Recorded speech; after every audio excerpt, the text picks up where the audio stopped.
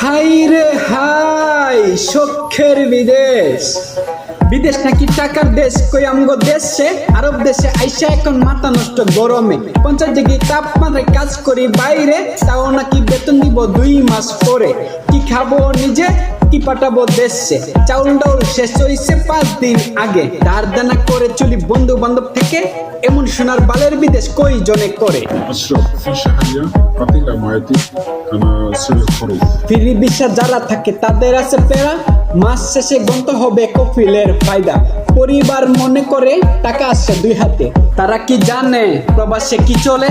প্রবাস হলো শখের, সুখে 9 দিন, মাথার গাম পায়ে ফেলে করতে হয় ইনকাম। প্রতিবেশী মনে করে লক্ষ টাকা ইনকাম করি, অভাব নাই সংসারে, বিদেশ আসলে টাকার খনি এটা সবাই ভাবে। প্রবাসীদের দুঃখের কথা কেউ কি আর বুঝে?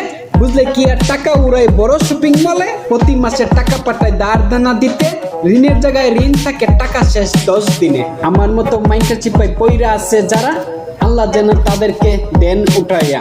সফলতার চাবিকাঠি একমাত্র আল্লাহ তাআলার উপর, তিনি চাইলে আমাদের মতো মানুষকে অনেক উপরে নিয়ে যেতে পারে, এটা আমি বিশ্বাস করি। ইনশাআল্লাহ আল্লাহর নামে স্লোগানে এগিয়ে যাও তোমরা।